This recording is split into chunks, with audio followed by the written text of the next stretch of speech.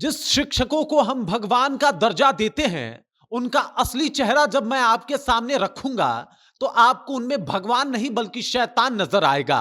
क्योंकि विद्या को, मंदिर को ये दूषित करते हैं, क्योंकि छात्र, छात्रा और शिक्षक के रिश्ते को ये खराब करते हैं, क्योंकि इन लोगों की जो हरकतें हैं, वो बताती है कि भाई साहब अब शिक्षा का स्तर और ऐसे शिक्षकों का स्तर कितना गिर चुका है। अब जरा विचार कीजिए कि कोई शिक्षक किसी छात्रा से जो है वो अश्लील बातें करता है और बातचीत करने के दौरान कहता है कि गुरु दक्षिणा के बदले जो है तुम हमारे साथ एक ट्रिप पे चलो, कुछ रातें हम तुम्हारे साथ गुजारना चाहते हैं। तो आप विचार कर सकते हैं कि उस शिक्षक की मानसिकता कैसी है और वो किस तरीके से विद्या के इस मंदिर को दूषित कर रहा था।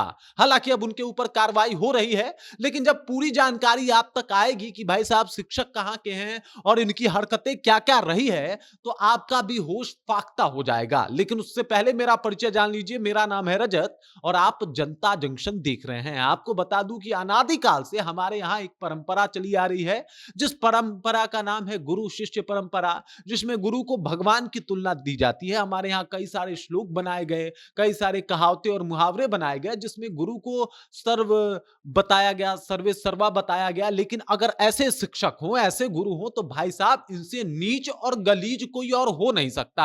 अब सोचिए, विद्यालय में पढ़ने वाली छात्रा सबसे ज्यादा किसके ऊपर भरोसा कर सकती है? तो वो अपने मास्टर पे, अपने शिक्षक पे, अपने गुरु पे कर सकती है। उन्हें भरोसा होता है कि भाई साहब उनके साथ कुछ भी बुरा नहीं होगा, क्योंकि उनके पिता तुल्य गुरु जो है इस स्कूल में पढ़ा रहे हैं। इस स्कूल में जो है वो छात्र तो है, छात्राएं तो है, लेकिन कोई ऐसा गार्जियनशिप है जिसमें उनके साथ कुछ भी बुरा नहीं हो सकता। लेकिन अभी जो मैं आपको बात बताऊंगा कि किस तरीके से एक शिक्षक महोदय एक छात्रा से अश्लील बातें कर रहे थे।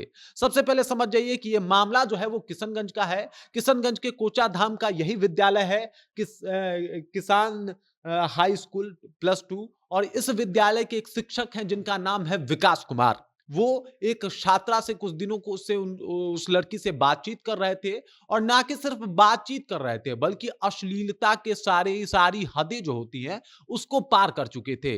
लगातार उसे फोन कॉल कर रहे थे, उससे बात कर रहे थे और उससे कह रहे थे कि एक काम करो, हम तो तुम्हारे गुरु हैं, हम तो तुम्हें इस विद्यालय में पढ़ाते हैं, अब तुम्हें हमें गुरु दक्षिणा देना पड़ेगा। और गुरु दक्षिणा में जनाब ने क्या मांगा, क्या डिमांड किया, आपको पता है? वो कह रहे हैं कि तुम हमारे साथ सिल्लीगुड़ी चलो, हम वहां पे तुम्हारे साथ कुछ रातें गुजारना चाहते हैं। अब ये रातें किस लिए गुजारना चाहते थे, ये किसी से छुपा हुआ नहीं है। और अगर आप ये न्यूज़ देख रहे हैं तो आप बहुत समझदार हैं और बहुत अच्छे से इस बात को समझ रहे होंगे कि मास्टर साहब विकास जी के मन में क्या कुछ चल रहा था, और उस छात्रा से जो अश्लील बातें कर रहे थे, जो अभद्र बातें कर रहे थे, और उसके बाद उसे उकसा रहे थे कि तुम मेरे साथ चलो और हम लोग जो है रातें गुजारेंगे सिल्लीगुड़ी में, एक ट्रिप करते हैं। तो आप सोच सकते हैं, अंदाजा लगा सकते हैं कि इन साहब का मनसा और मानसिकता कैसा होगा, या किस तरीके की इनकी सोच रही होगी। अब ऐसे शिक्षकों को शिक्षक बोला जाए या सीधे सीधे जूता मारा जाए, आप खुद विचार कर लीजिए। और वैसे भी इनको फटकार लगाई गई है, मामला डीएम तक पहुंच गया और किशनगंज के डीएम विशाल राज ने तुरंत से डीयू को एक पत्र लिख के पूछ दिया कि भाई साहब बताइए, आपके शासनकाल में ये सब क्या कुछ हो रहा है। और उसके बाद डीयू साहब जो है एकदम से सवाल और स्पष्टीकरण पूछे हैं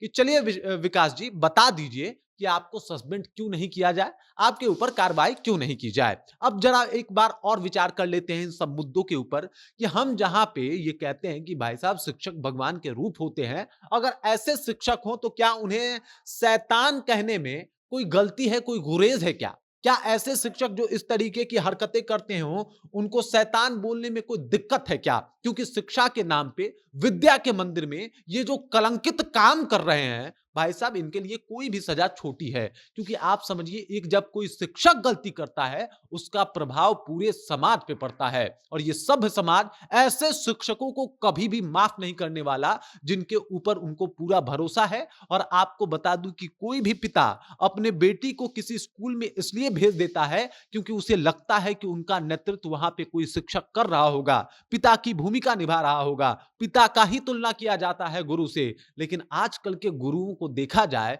तो उनको गुरु कहने पे भी शर्मिंदगी महसूस होती है। ऐसे शिक्षकों को देखने के बाद मन में एक ही ख्याल आता है कि भाई साहब ये गुरु नहीं, ये शैतान है और इनके साथ भगवानों वाला सलूक नहीं बल्कि शैतानों वाला ही सलूक होना चाहिए। ऐसे शिक्षकों का हमारे समाज में कोई जगह नहीं है, होना भी नहीं चाहिए, क्योंकि जहां पे अगर मान लीजिए इनके उकसाने पे मान लीजिए कि ये उकसाते हैं और कोई लड़की राजी भी हो जाती तो भी गलत ही था, क्योंकि शिक्षा के जिस पद पे आप विराजमान हैं गुरुजी, उस जगह पे बैठ के ऐसी ओछी हरकत, ऐसी गंदी हरकत, ऐसी गिरी हुई हरकत करते हुए आप शोभनीय नहीं लगते। और आप ना कि सिर्फ इस विद्या के मंदिर को दूषित कर रहे हैं, बल्कि पूरे शिक्षक समाज आपकी वजह से दूषित हो रहा है, शिक्षा विभाग आपकी वजह से दूषित हो रहा है और साथ ही साथ इस समाज को एक बहुत ही गलत संदेश जा रहा है। आजकल के युवाओं में आपने देखा होगा कि भाई साहब जब उनसे एक सवाल पूछा जाता है, मैंने बहुत बड़े-बड़े लोगों की बातचीत सुनी है और उसमें उनसे पूछा जाता है कि एक बात बताइए आपका पहला क्रश कौन था? और लोग बड़ी आसानी से हँसते हुए जवाब दे देते हैं कि मेरे क्लास की मैम जो थी वो मेरी जो है वो पहली क्रश थी। ये बड़ा शर्मिंदगी वाला बात है कि जिसे हम भगवान का तुलना कभी दिया करते थे, जिसे कभी हम भगवान माना करते थे, आज वहाँ के युवाओं की सोच इतनी विकृत हो गई है कि वो इस तरीके की बात कर देते हैं कि भाई साहब मेरा क्लास टीचर मेरा क्रश था या फिर मेरी छात्रा मेरी क्रश थी। इस तरीके की शर्मनाक हरकतें हिंदुस्तान की जो संस्कृति है वो सहन नहीं कर पाएगी और ऐसे शिक्षकों को कतई माफी नहीं मिलनी चाहिए, क्योंकि इनकी वजह से कई सारी जो है कुरीतियां जो है वो इस संस्कृति में जन्म ले रही है। बाकी इसके ऊपर आपका क्या सोचना है, कमेंट करके अपना विचार हम तक पहुंचा दीजिए। बाकी आप देख रहे हैं जनता जंक्शन और मेरा नाम रजत है।